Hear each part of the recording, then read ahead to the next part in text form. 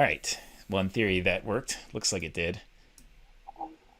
So, hello, everybody. Welcome back to Code It Live. My name is TJ VanToll. I've got Sam Basu on here with me. And I think we're going to do some React today, Sam. Yeah, let's do it. So, So, I yeah, think we we should are both review.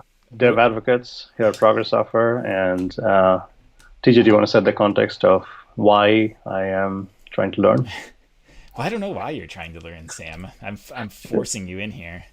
Uh, Just for variety. So one of the Uh, things we've been doing on the Code It live stream is trying to do some teaching sessions or just Sam's been teaching me Xamarin in a few streams. I've been working on teaching him React. We're taking any suggestions people have just because we found that having two people on and having these conversations are a really fun way for just anybody to jump in, participate, learn some of these technologies. And so Sam is new to React, so he's sort of our guinea pig for asking questions on behalf of everybody here that's getting up to speed with React. But if you're also curious, you have any questions, chime in the comments. We don't have much of a I don't really have a prepared agenda or plan for what we're going to show here. We're just going to start coding with React and see where things take us. So if that's you and you have questions, you want to see something built, feel free to chime in.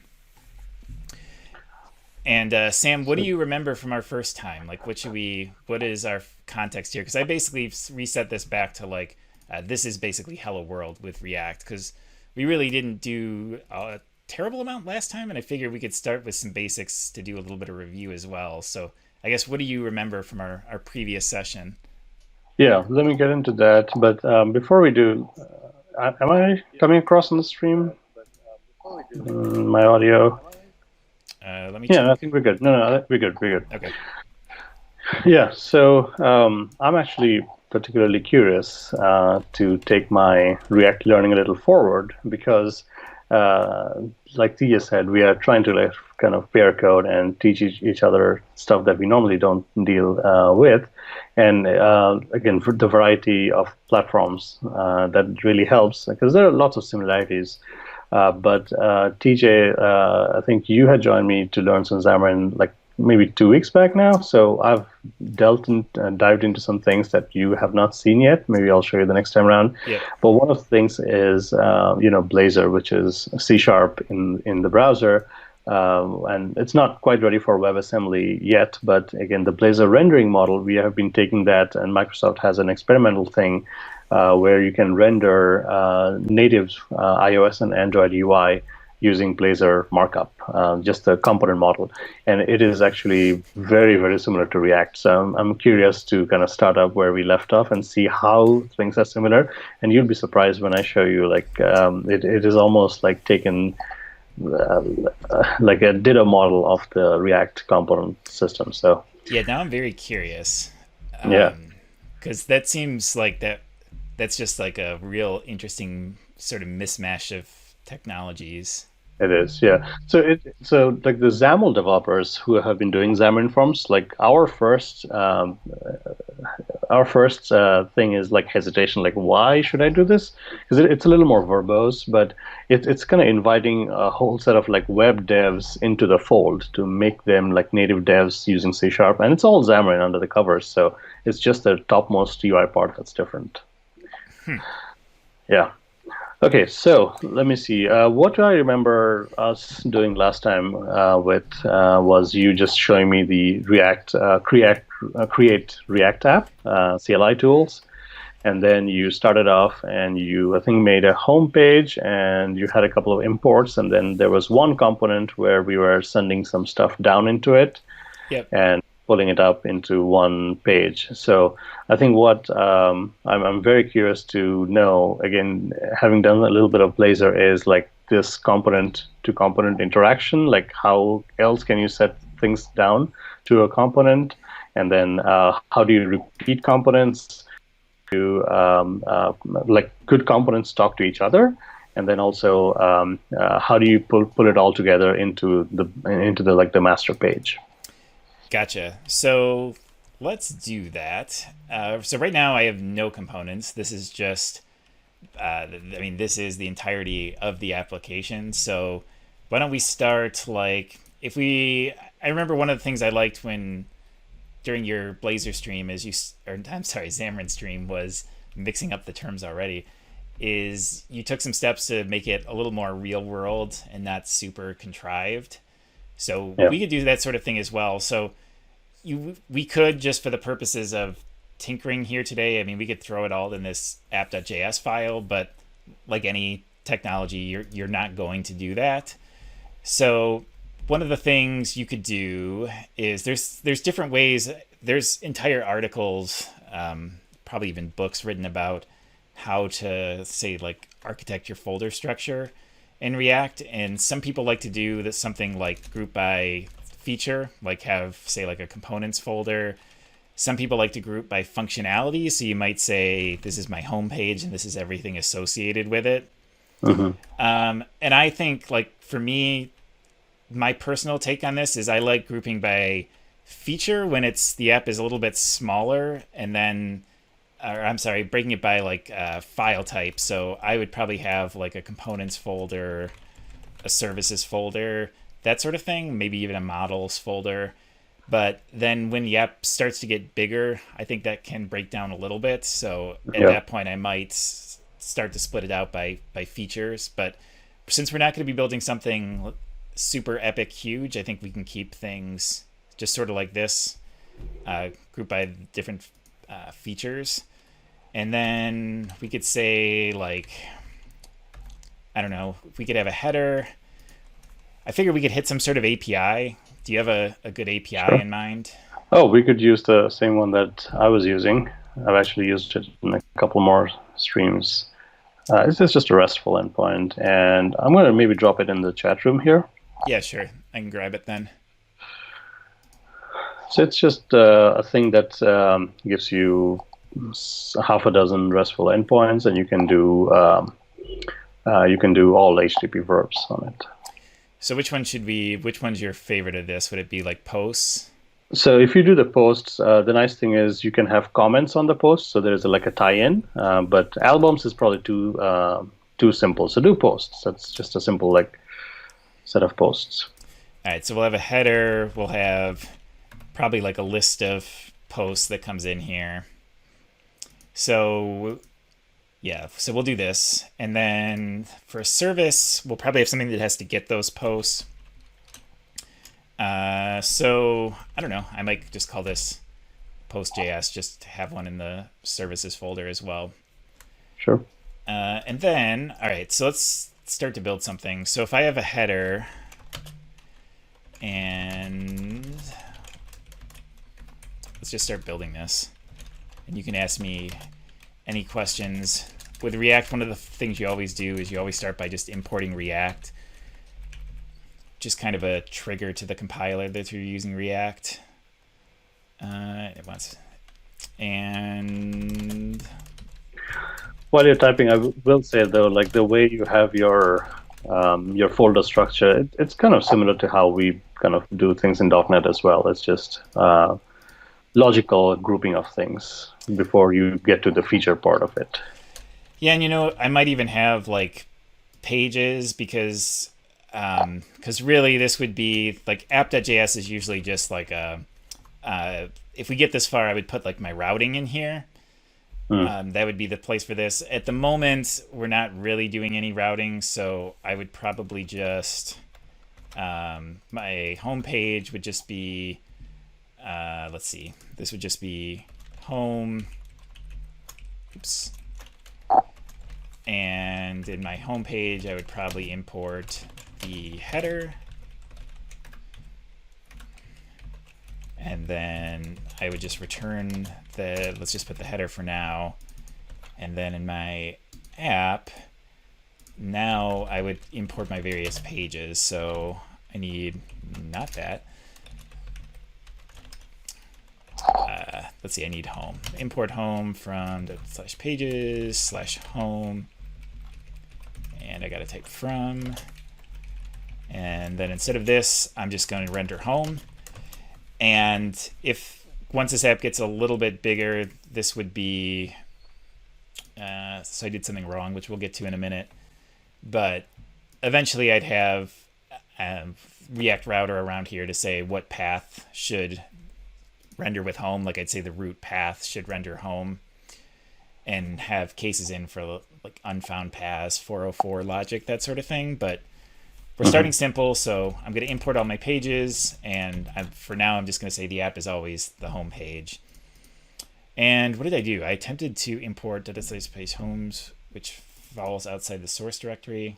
Oh, because I think in this case pages is in the same directory.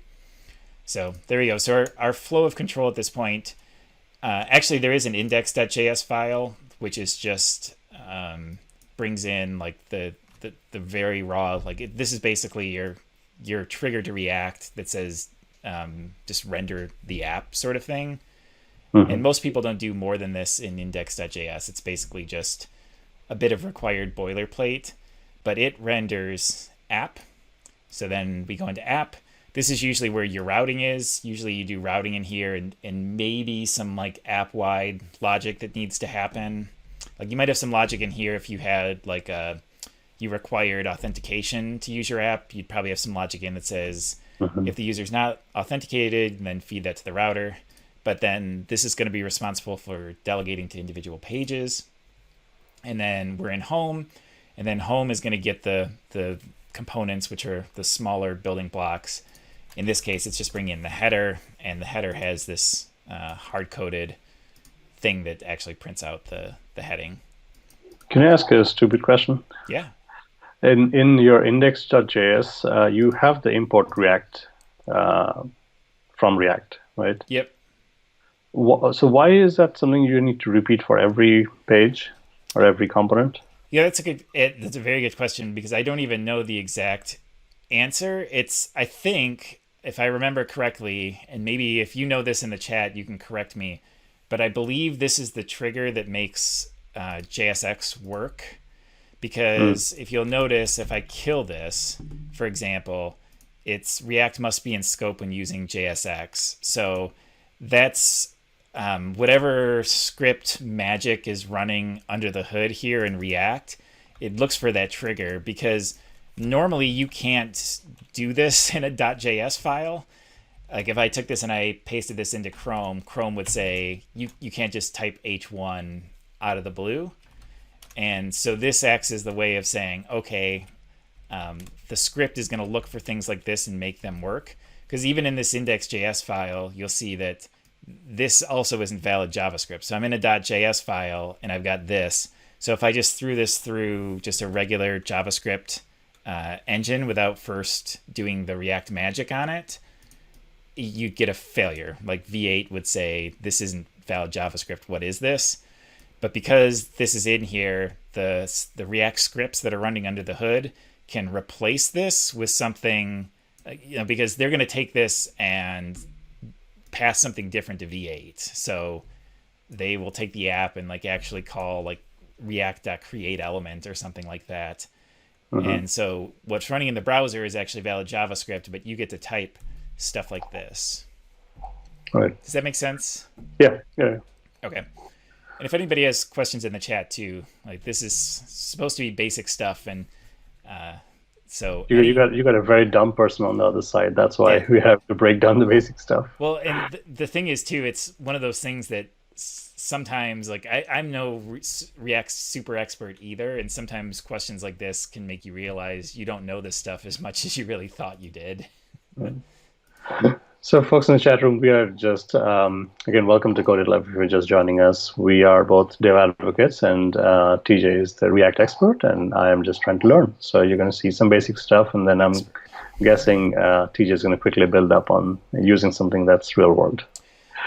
Yeah, so we set up some structure. So we've got a home page. We're going to use this API to get some posts, and maybe we could start by just doing that.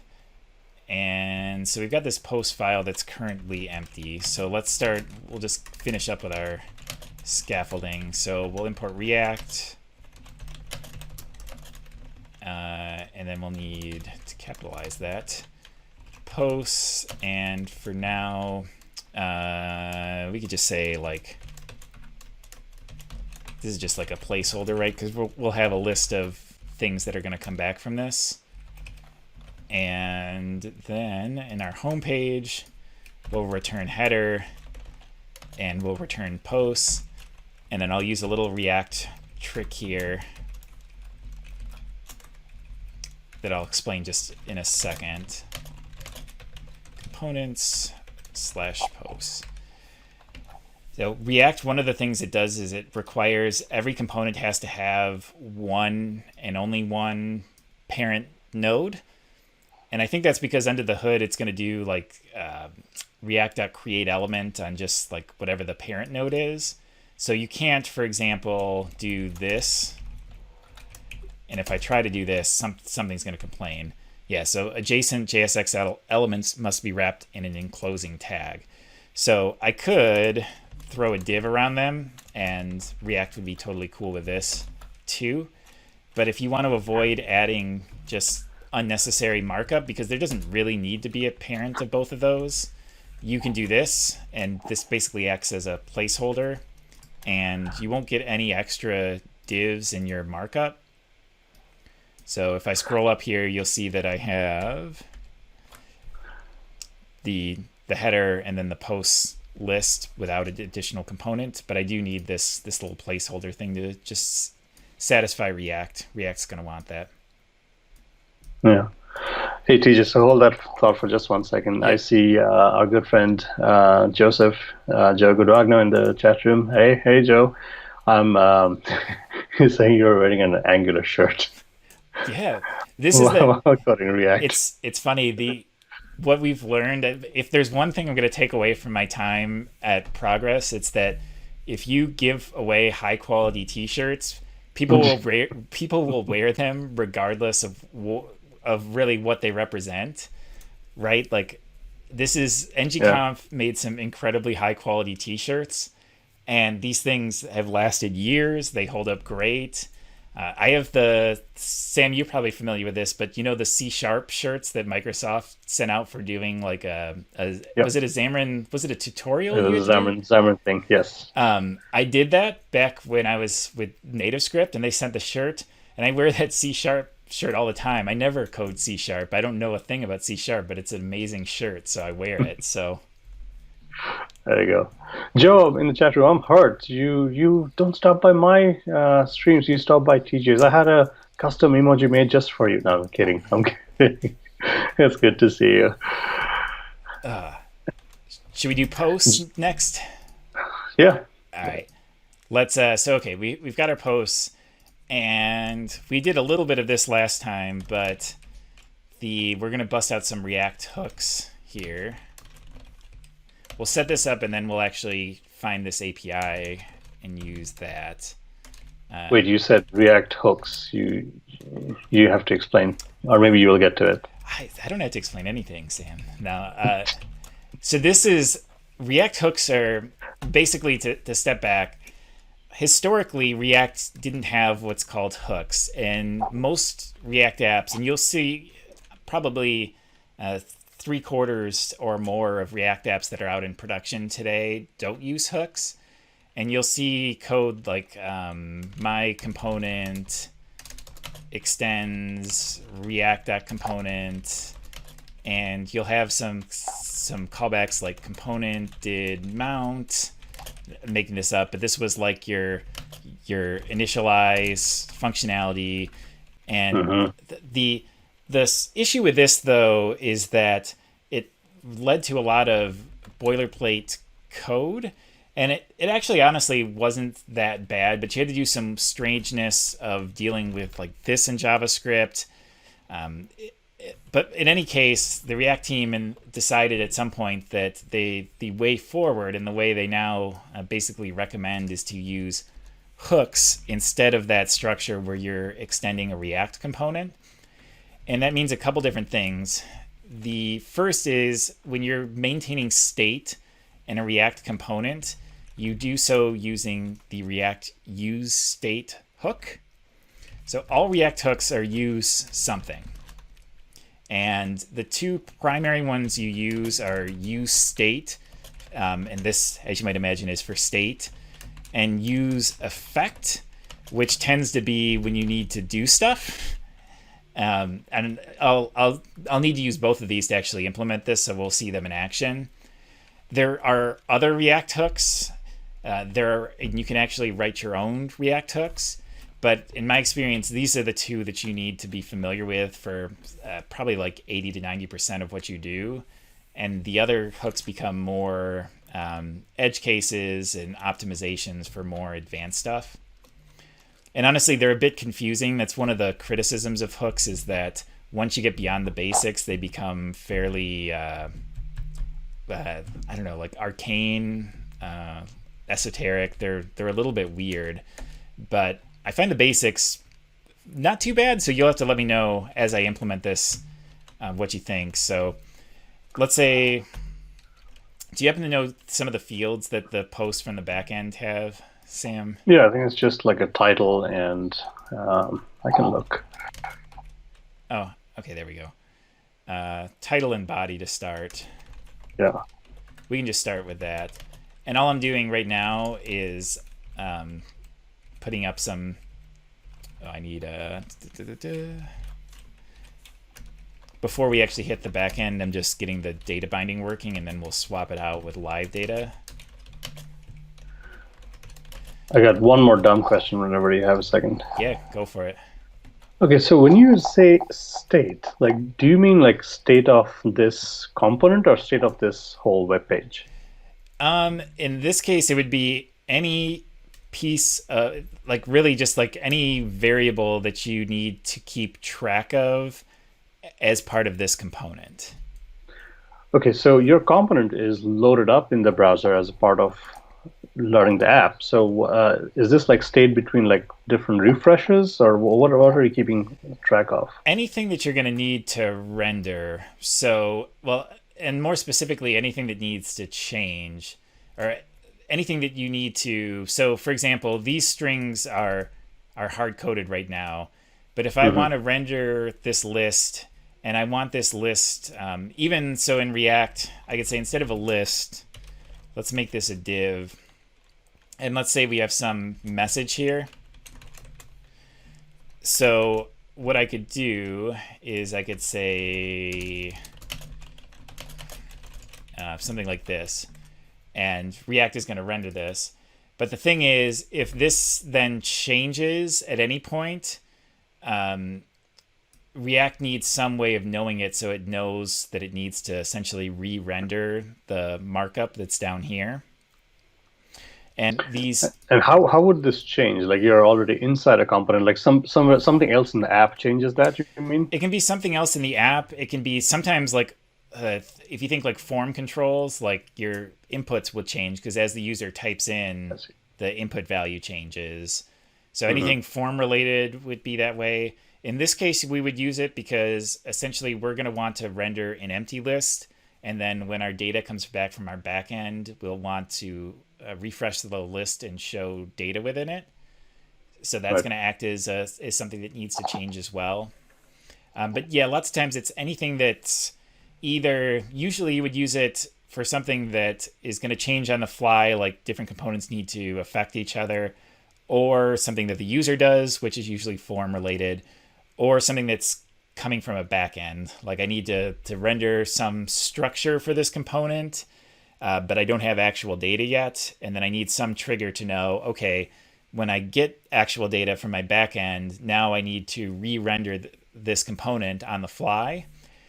And if you've done like, I don't know, Sam, if you did like Backbone before or some of the earlier JavaScript frameworks. So one thing they used to always require you to do, Backbone in particular, the components you wrote, or I think they were called components, they had a render method. So you'd have to do something like say, all right, fetch my data and my date apparently, and then you'd have to say like my component dot, you'd have to explicitly tell the component to render itself.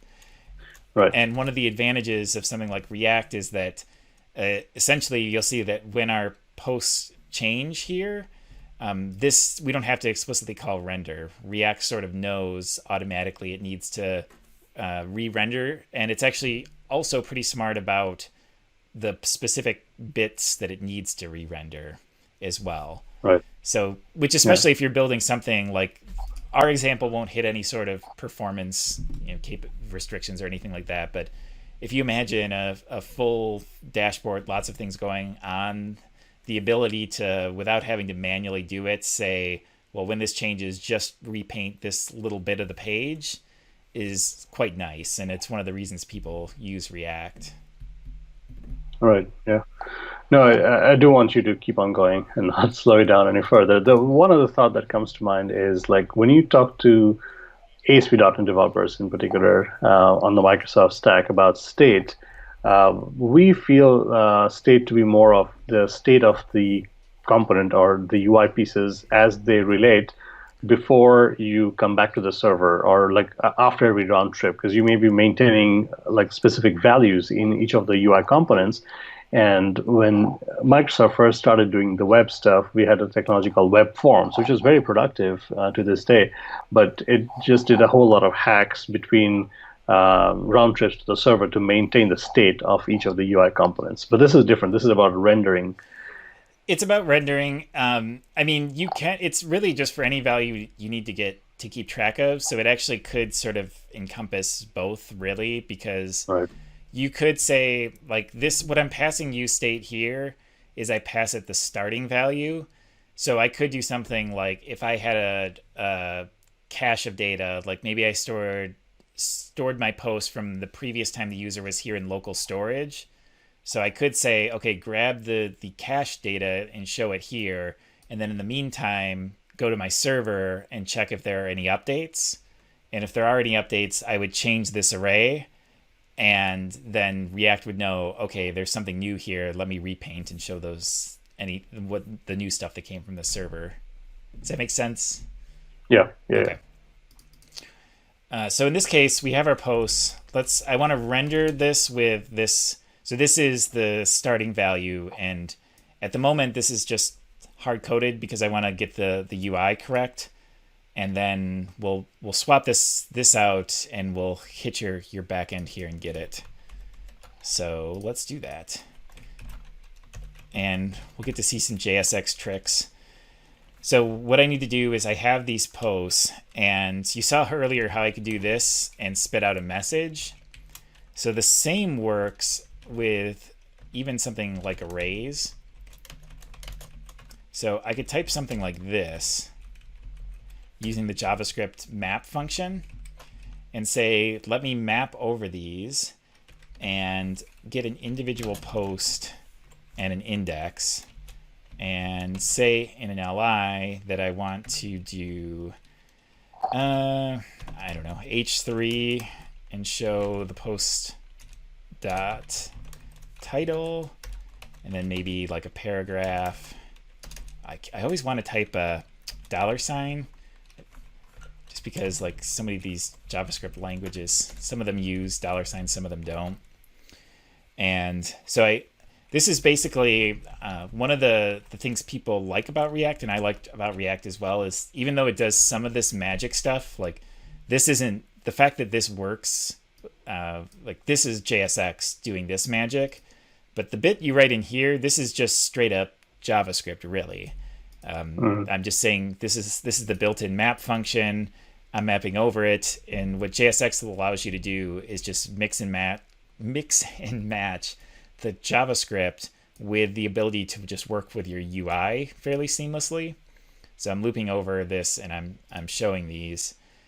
And the last thing I need to do is React likes you to pass an index anytime you're going over a loop, and that's just so as this thing updates, it knows how to basically re-render the DOM a little more efficiently. So that's the only reason I do that. Yeah. Now, did you define the title and the body properties of that post subject anywhere else, or it's whatever is up there? It's getting it from here. So if I put in like something like this, it's got the title of the first one, or so because I put foo here, it's grabbing this value to show up here. Yeah, so this is what makes traditional C# devs who are used to type safety very nervous when we first start using dynamic stuff, because there is no safety check. Like you may or may not have that property of that object. It's the Wild West, Yeah. but the thing is, so one thing we could do is we could just straight up make this TypeScript, and it's actually All right. shockingly easy to do. So we could, once we get our backend data, if you want to see how this works with TypeScript, Yeah, I would love to. because we could make a model that's like a post. Right. So why don't we get the data and then we'll convert the whole thing to TypeScript, because it should only take a handful of minutes to do. And once you have TypeScript in play, like you can even like see in here, my code complete has no idea what's on this post, right? Because it could be literally anything.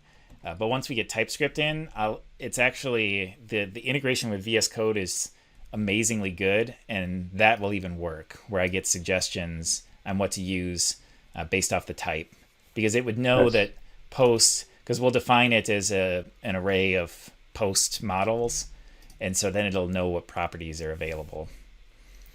Yep. Okay. But right now, this is raw JavaScript, so you can do anything you want and get away with it. All right, let's see. And again, if anybody has any questions in the chat, we're making this up as we go, so feel free to chime in with any direction you want to see this go. But let's write some code to actually get some data. So I created a services in React actually. So Angular has a very defined structure for how you should write services. They have like, you type something like injectable and you'd say like import service, and there's like some different structure. And React just straight up doesn't care. Like you can pretty much write whatever you want. And so really it's up to us to do whatever. So I could say export a function, get posts, and I don't need to I actually don't need to import React here because this is just a service. I don't need JSX in any way. And we'll fetch. Let's see what we're going to fetch. So is this the URL I need to get stuff from? Yeah, pretty much. And actually, let's see, that there's then JSON. I think that's all we need to do. So JavaScript, this is just the built-in fetch function. And this is stunningly easy. Yeah. Like .NET will make you jump through a few lines of code before you do that. This is like the best part of JavaScript, right? That you can easily do this. And so now our posts will probably start with just an empty array so that this can render right away. And if you remember, I said that there were two hooks that we need to care about in React. One was use state, the other one is use effect. So this is actually where we need use effect. And use effect is basically some bit of code that's going to affect your component in some way. So the thing is, if you put some code here, this code is going to run exactly once when this post function is first invoked, and then it will never run again. And so use effect is a way of saying, I need this bit of code to run anytime anything in this array changes. And if you leave this empty, basically it's almost the equivalent of putting code just right here. An empty dependency array just means run this once, and that's all you need to do.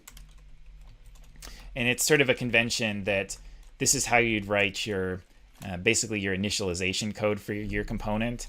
This is a rough equivalent of what used to be component did mount, where it's just like the construct, not quite the constructor, but more like an init function or hook that you'd write in pretty much any UI language.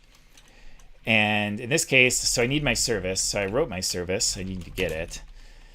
Let's see.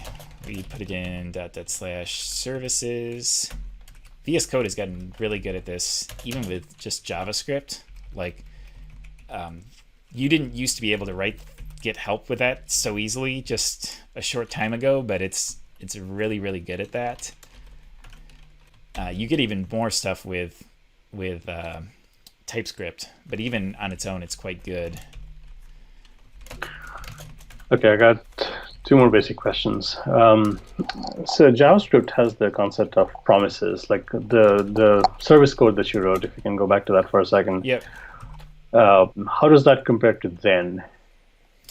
When you're saying in here, or yeah, no, like right here when you say fetch and then. Yep. It's going to wait for the fetch to happen and then do the then. Is that what it is? It will. So the fetch happens immediately, and basically it says when this is over, then perform this step. So this will not happen synchronously. Essentially, this code gets queued up. Well, I should say this code in particular gets queued up to run after this function call completes. So when fetch returns, it's going to say, okay, what queued things do I have to happen after this call finishes? And so the first of it is going to be this line, which is going to say, take my data that came back, convert it into JSON. And this is actually implicitly returned here. So it's converting this into JSON. And then it's going to go, let me put it in side by side here. Yeah, Joe is in the chat room saying it's just like a promise. Yeah, it is it's a browser or a JavaScript promise. And then these thens get queued up, right? So this bit of code runs first to put it into JSON format. That JSON is then returned into the next thing in line, which is going to be this bit of code here. And then, so the data at this point is already JSON because of this conversion. And then the last bit of code that happens here is we're calling set posts. So one of the reasons to use React hooks is that this second function that you get is basically your trigger to React of saying, okay, when I call this with some data, you're going to need to then figure out how to re-render my UI with this new data. So at this point, I have the data back. I call set posts, and that's going to make, and React's smart enough to know, okay, I have new posts, so let me go ahead and render those on the page. Yeah, so I'm trying to map these things to what I would do, and Joe is saying it's just like an async and await concept that we have in C#, just used with the Lambda function. And so my only other question is, I get what you're saying, but like right now, what you have in your component, like you are doing the useFX, then you're getting the data, and then you have the posts.map that's supposed to go over that and render that. So like the first time when the browser hits this, it's going to try to render the component, but what if your data is not there yet? Like, does it re-render as it gets your data? It'll actually render twice. So when I put this out at first, so now it's going to hit this API super fast. But let's just never paint it with the new data. So the first render, what it's actually going to do is it's just going to render an empty UL because there's nothing to put in here. And so usually what you would do if in like more of a real world situation, so I think we can go down to one file here again, is you could have some sort of loading state. Right. So I would say like here, I would say post.length, if this is 0, then I might say, okay, in this case, I want to put out, I don't know, I'm making this up. We're not going to make this super real world. Else. Yep.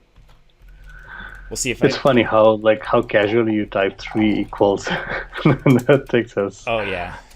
Takes our brains a little while to get used to. Yeah, I think we'll see if I can remember this. If not, this might work. Yeah, there we go. So this is a little bit weird at first, so I'll explain it. I just wanted to see if this works. So now if I set this, I just want to see if it works. Yeah. So what this is saying is that, okay, for my component now, if there are no posts, right? Like if this is the starting state of this thing and I just have an empty array, then spit out a div that just says loading.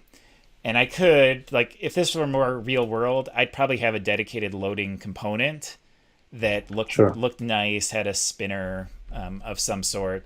But one of the appeals of React is just how easy it is to mesh your logic and your actual UI. So I could just sort of say, like, a quick ternary here. If there are no posts, then I just want this to render this little loading thing. Else, because of the ternary, then render this UL. And React is smart enough to process all of this and to know that when you call set posts with some data, to re-render all of this and to this time say, okay, the length is no longer 0, so now I'm going to need this list. Yeah. And if this starts to get messy, you could, like I said, this would probably be a dedicated component for loading. I mean, really, you could build your own component for this list. It's really as granular as you want to make it. And React's quite good about, since like you can build really quickly with React, all of this is relatively lightweight. It's really, really simple. One of the things I didn't like so much about Angular, even though I'm wearing their shirt, is that since there is so much more boilerplate, it discourages sort of just experimentation. Like it took some time to actually wire up a component in Angular, and with React you can just sort of quickly throw something in a new file, see how you like that, and if you don't like it, then just say, okay, whatever, let me just keep it the same. It's really quite good at that. Yeah, this is actually very similar to like what we would do in .NET as well. I mean, I've heard people explain this in a way like you've been handed an empty envelope with the promise that eventually there's going to be some data in it, and the UI just re-renders when there is data. Yeah, and actually, so JavaScript now has Async Await as well. And I don't, off the top of my head, I don't think I could code it. I don't think I could code it live, to use the name of the stream. But you can type Async Await. So I think it's something like just like await get posts. I can't remember off the top of my head, but oh yeah, because then you have to mark the function as async. So you can do it in JavaScript. I just don't personally have, it's pretty new to JavaScript, so I don't have the background necessary to just rip it out on the fly here. But it was funny because when you were showing it during Xamarin, it's like, oh hey, we have that in JavaScript now. We could do this. Right. And also your posts.map function seems extremely smart now. Because like you're not like looping through the number of posts that come back. It just knows to like what's indexed, like what's it going off. So this will be, the index is just going to be the like the I in the loop. I see. So it's going to be, that is very smart. 0, 1, 2, all the way down to however many this thing is pulling back. Yeah, I guess you 100. Yeah, and the other thing too is you can see just how fast the like refresh cycle is too.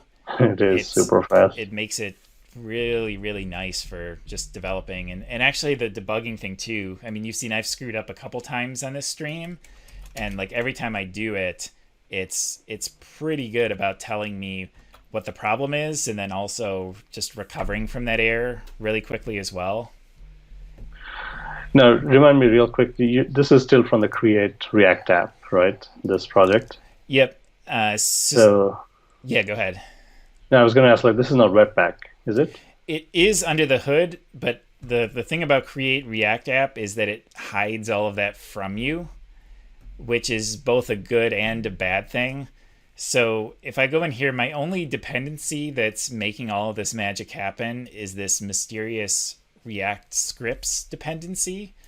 Now that is actually using Webpack. It's using Webpack to compile your code, It's using Babel to help support some of the newer JavaScript features and making sure they compile down to a version of JavaScript that can run in the browser. It also means that I can just start using like Sass and TypeScript, and those will work as well, which is cool. But it's also like whenever you have to if you're building something and you need to really customize this, it gets really hard, if not impossible, because you're sort of delegating all control down to this to do all the magic for you. Yeah. And you don't have to. You can write it by hand.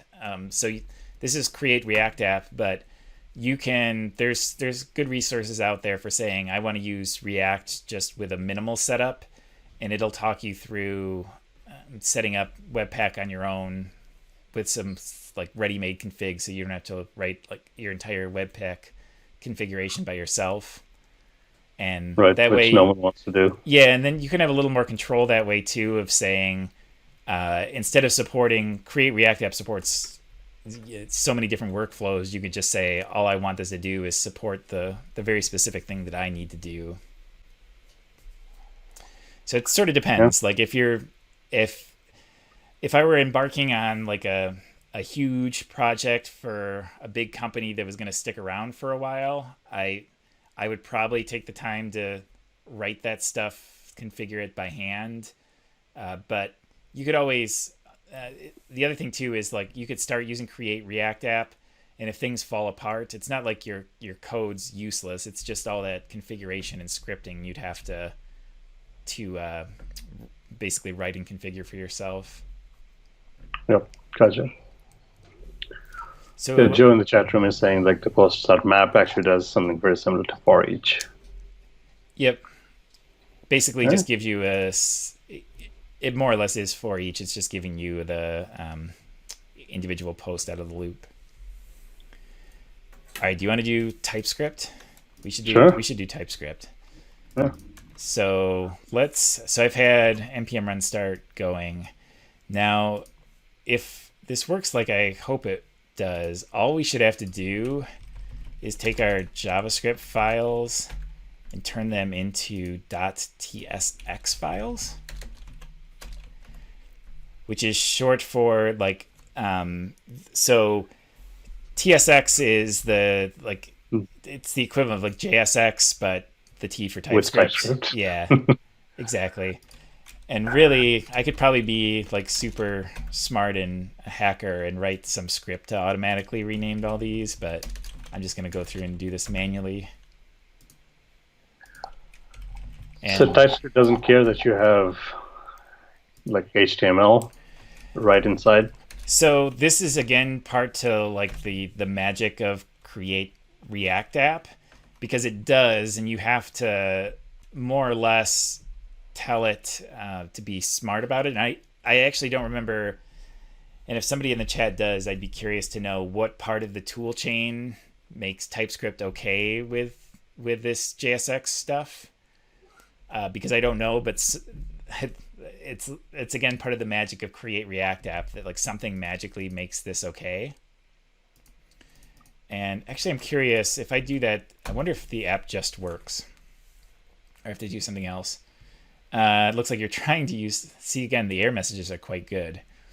Trying to use TypeScript but not to have TypeScript installed. Please install TypeScript.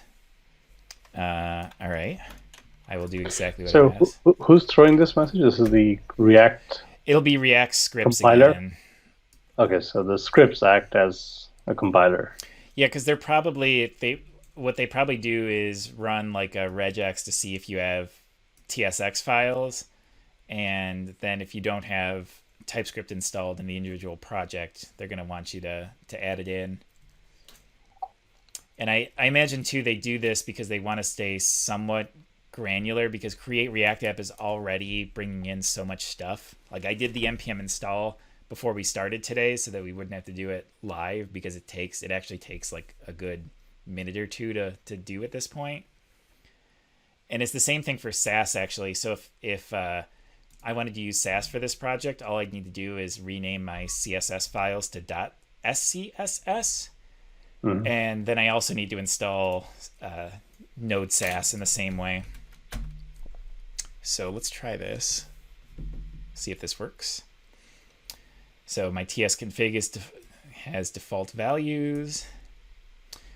And in theory, like the other nice thing about TypeScript is all JavaScript is valid TypeScript. So yeah, so here we go. It's actually TypeScript is already complaining for us. It's that that check that you didn't like earlier. TypeScript basically straight up says like, okay, you have to tell us something about this, or we're not going to let you get away with it. So at this point, this is where I need to actually get in and say, let's create like models. Let's get this out of the way. And maybe we'd have a file like a post. And let's see, I don't do this very often, but let's see if, I think it's like this. And then title is a string and body is a string. And then on here, oh man, we'll see if I can remember the syntax, because there's some way. Okay, I think that's what we need. And then I need to get in the post model. Is it models? VS Code is letting me down all of a sudden. Okay, so I totally made that up. We'll see if... Oh yeah, what do you know? Okay. So essentially what I just did is I created this interface. So basically this is just a way of describing an object. So it's not a model in the sense of...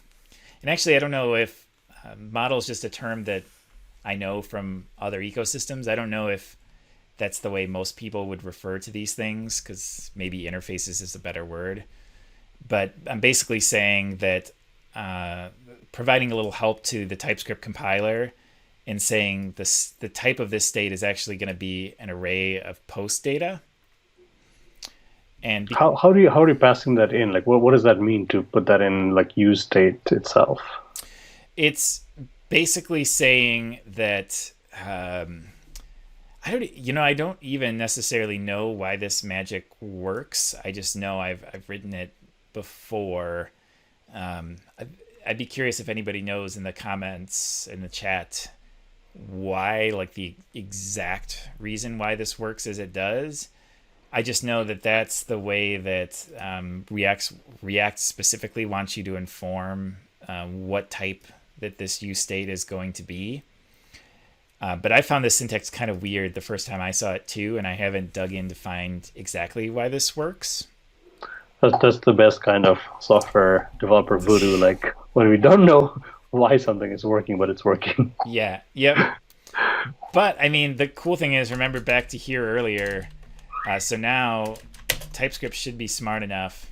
VS Code is actually... yeah, there we go. Oh, no, it's failing on you. No, it's starting to load. It should be here. I don't know why it started chugging when I tried to get a file name here earlier, so I don't know why that's the case. You just have to take my word for it that once it has this additional piece of information, it can both figure out errors, or it can both help you autocomplete, and it can also flag any errors. Like, I think we'll see if I might need to like restart the editor, but normally it would show this editor in line, because this is TypeScript would catch this before it actually gets to like a runtime error. Right. No, I mean, at this point, like, there isn't much of a difference really between your code and my code. Like, you are literally following the same principles that like most like platforms will follow. It is sort of like an MVC or an MVVM pattern. You have your model, you have your services, you have your view, and you're iterating through a set of records to spit out your markup. So it's actually very similar. Now, the one difference I will say is, like, you talked about the interface and the model thing. Like, that's very much a model, at least in my mind. Yeah. In C#, an interface is something that is kind of more of a structure to a set of classes and child things or anything that inherits off that interface needs to implement a bunch of stuff to have that consistency. So that's very much a model. Yeah, and for the most, I would agree that it's a model, and that's why I put it in like a models folder. You don't find that interface sort of structure in the JavaScript world much at all. Actually, the closest to it, like React, the way the component models where you'd actually extend React.component was somewhat similar to that, but they actually abandoned that in favor of more just like a functional component way of approaching things where just everything is a function and not getting into classes at all. It Right. certainly keeps things simpler. Yeah, this is pretty incredible that you can just take JavaScript in React and just transform it into TypeScript. It just works. Yeah, it's really shockingly easy, and it creates like it built a TS config for me. So if you were more of an advanced user and you had a specific way you wanted TypeScript to work, you could change it here. You can also do linting pretty easily as well. You can use ESLint, and if you wanted to enforce something like, I don't know, indentation, single quotes versus double quotes, certain best practices, that's something that's pretty easy to do as well, and you can get those to show up right in VS Code. So you could enforce that sort of structural thing as well, which for the longest time, like when I wrote JavaScript code, no one ever used to do that. It's just sort of the Wild West. Yeah. But as JavaScript's becoming a bit more of a professional language for serious things, so a lot of that stuff is making its way over to like the normal workflows. Yeah, Joe in the chat room is saying he'll submit a React Native intro talk to DevReach. That'll be fantastic. So, but Joe, I don't know. We don't have an answer right now for DevReach. It's a little bit of a wait and watch. And I think lots of conferences like late fall are in the same boat. Like everything that I had pretty much up until like August is not happening, and for good reason. But again, we'll have to see if like there's a second wave that hits us in fall.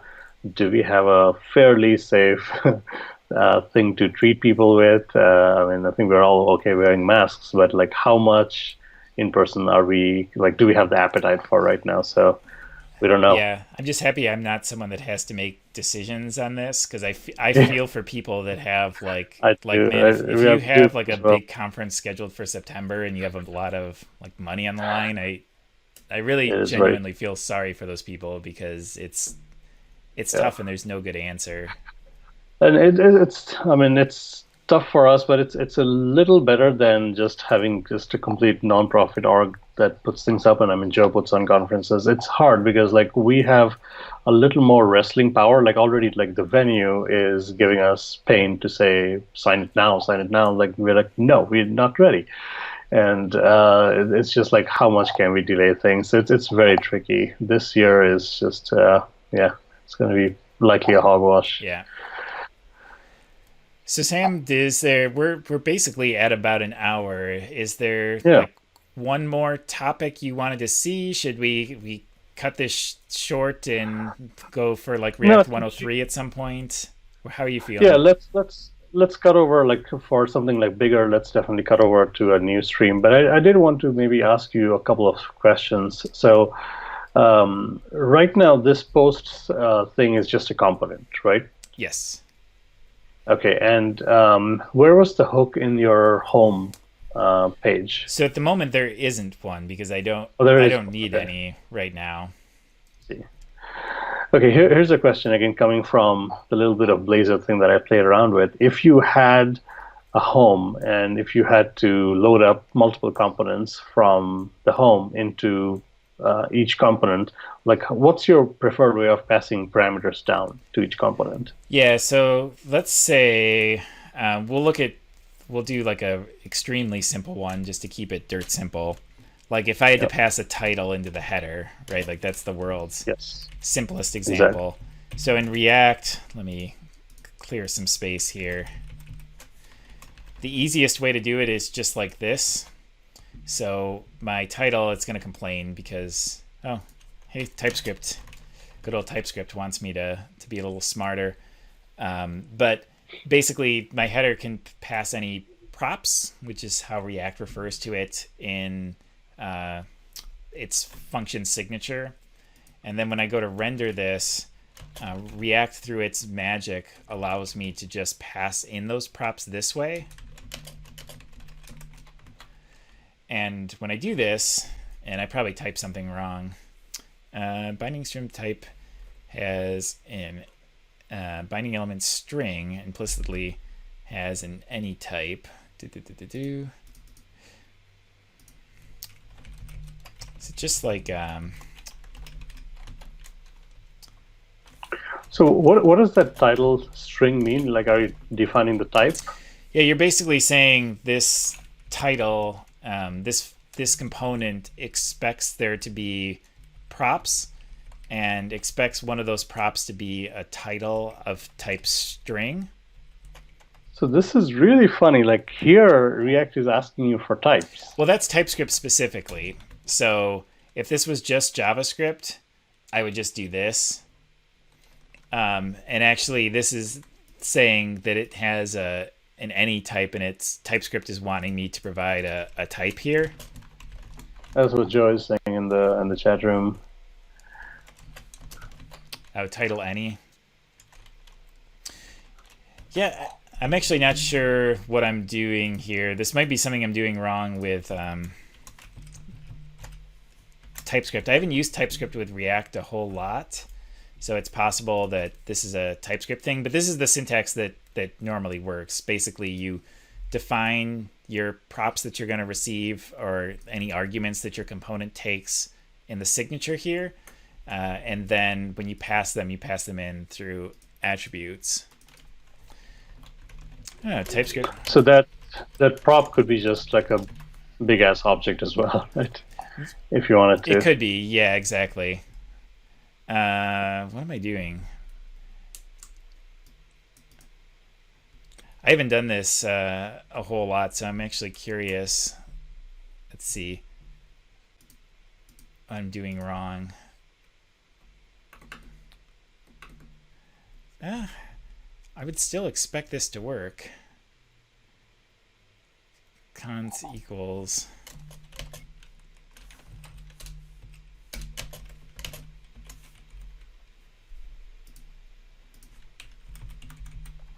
I don't know. I'm making up things now because I'm not sure what my syntactical problem is here. The thing, one of the downsides of TypeScript is that some of these things can get unnecessarily complex. Yeah.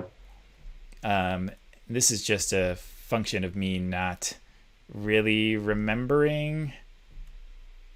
Let's see. I feel the need to figure this out now because I screwed something up. This is where I need the Stream Deck working, Sam, so I can post up like I need something on the like fire emoji or something like that on stream. So if I do this, if I just leave this, so I did want this to be, if I get rid of anything, it's probably going to complain because it's going to say that it's not getting any value. Yeah, title string is not, property title does not exist, which it should because there is no title. So this says prop. So Joe is saying remove the braces from the header. I think he's right too. Yeah, I mean this is just essentially just TypeScript fighting you for that. Yeah, exactly. Let's try this and restart everything. This is just a result of my naive approach to TypeScript just because I haven't used it with React a whole lot. Kind of why like I can't give a super good explanation when we were over here as to why this works because I haven't used it enough. Man, it really does not like this. Huh. I don't know. That's the way it's supposed to work, Sam. I just can't. Yeah, no, I yeah. Yeah, this is actually very, like I said, like, you know, Blazor is extremely similar to what React is doing. Hey, Alabama Maman O2. Hello, hello. So yeah, it's very similar in the way components are handled and things passed in between components. If you had like two components on a single like a container page, could you pass things between the two? So typically, no. It's the only way it's going to work is in a parent-child relationship. So you can pass data. You can pass things down. You can have events that happen, but the only communication model occurs between parent and child. So if you needed two, like say, sibling components to communicate with each other, you'd almost have to do that through something at a more global level. Yeah, So maybe like a messaging pattern. yeah, something like that. Something where some arbitrary parent is containing, say, your state, and then when that state changes, they would trigger something, like you said, through a message or through some sort of hook in the siblings. But the only direct communication model is with the parent-child. Yeah, yeah, and if you had to like if you passed in a reference sort of to an object to a child, could the child do anything that affects things on the parent? Yes, you could, and we could show that too. I'm just getting title. Yeah, yeah, go for that. While you're typing up, I'm going to respond to a quick thing that Alabama Man O2 All right, there we go. posted. So here she is saying, just failed a software engineering class. I'm thinking about dropping out and taking the self-learn route. Okay. You're not going to hear me say crappy things about education. It gives us a foundation for what we do. I think it opens our minds. But having said that, a lot of what you're seeing, I mean, you can self-teach yourself. You're probably going to be bouncing around several different avenues to self-teach. But this is one of the best parts about our industry in general. Like as long as your head is screwed on straight and you can think and you can learn, this is stuff you can pick up. And streams like this is great to kind of learn the basics. Yeah, the traditional education model has its place, but it also has a really hard time keeping up with technology. So, Yeah. and by the way, Sam, this worked. Okay, sorry. I'm not What did you I'm not a do? TypeScript expert, so I just took the link Joe sent and I found this and I just did what it did. I copied and pasted.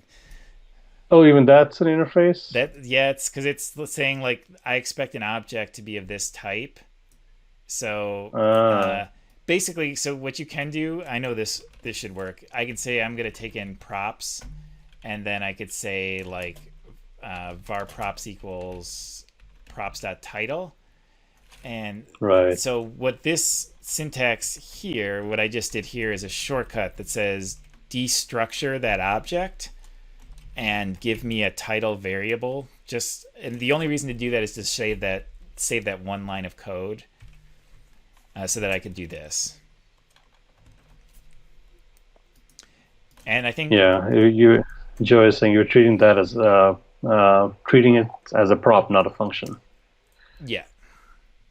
Yeah. Okay. And then So this is I no, was gonna sorry. say Go your on. very last question, and then maybe we'll end on this. Is you were talking about say like children affecting the Yeah. parents sort of deal.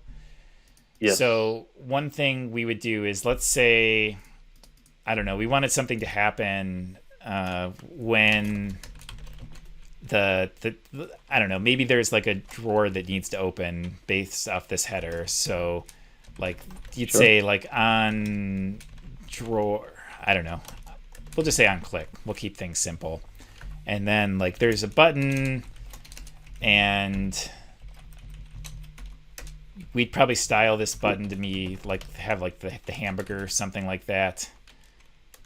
So we just say drawer and we'd have something that happens on click of this. So on click we might have I don't know. Wait, no, you're blowing my mind here. So you're saying you're going to pass down a reference to the event handler down to the child and have the child invoke this? Yeah, so basically we're gonna take the function that you want to occur on click of this, and then we could do it this way of saying it depends on how you'd want to implement this, because you might want the header to be responsible for its own click handling, or you might want to just give the parent the ability to do something. And probably in most cases you'd want to do both. You'd want something like this, like handle click. And so you'd have a function that would say, all right, the first thing I need to do is my own stuff, like the header needs to do stuff with a click. And then invoke the parent's click function or any handler that it passes in. So like your props would want a function for click, and here we would handle the click. And then in here, so this home button now wants an on click, and header click, and then you define that function here.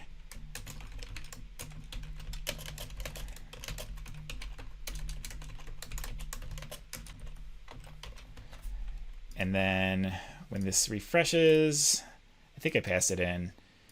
Unexpected token function. Is it uppercase F that it wants? Yeah. Oh, that's really weird. I think it's because onClick is a reserved thing in React. Let's make it, I'll just call it whatever. So it wants whatever. We'll pass whatever. OnClick equals void is not. Actually, I don't think this is necessary. Yeah, there we go. I think that was actually the problem. I probably didn't need to rename everything whatever, but so when I click this, the workflow is this function got, so my home component says I have some logic that needs to run when something happens in the child. Our example is kind of contrived, but you could say this is a bit of logic I need to run when some event happens in the child. So I'm going to pass that event handler in here. And then in the child component, I say when this event occurs, I do whatever my own stuff is to handle this event. Like maybe I need to, I don't even know, change the button from like a drawer to like a X or something like that. And then basically tell the parent that something happened as well so that it can run its own logic for handling that event also. And like the power of JavaScript is that since functions are so lightweight and easy to pass around, that it's really, really simple to pass these function references around to do that sort of thing. Yeah. Okay. Yeah. So it's more like a function reference. Yep. Exactly. That's your passing. Yeah. Okay. All right. Well done. Bravo.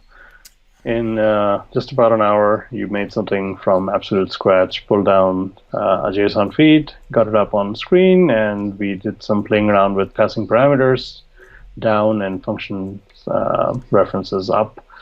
So that's pretty cool. Yeah, maybe next time we could do some routing, like we could make this like master detail style, because I think didn't you say there's comments and stuff too? Yeah, I think posts are tied to comments. So we could do like some master detail to like view comments or sort of thing. See where that goes. All right. I think so from the JSON, but yeah, this was fun. Thanks for teaching me. Yeah. So if you found any of this interesting, make sure to subscribe, follow. What's the appropriate Twitch terms? I think just come hang out with us. Yeah. There's a calendar on just under the video, so you can see when we go. Pretty much between like the four of us who are here, we are going like 5-6 times a day or a week easily. 5-6 times a day. That's might be a little Sam's much. Level of hardcore. Yeah. It's all a fake. It's how well you can fake things. All right. Thanks everybody for joining. Okay. Well, Until next thank time. you so much.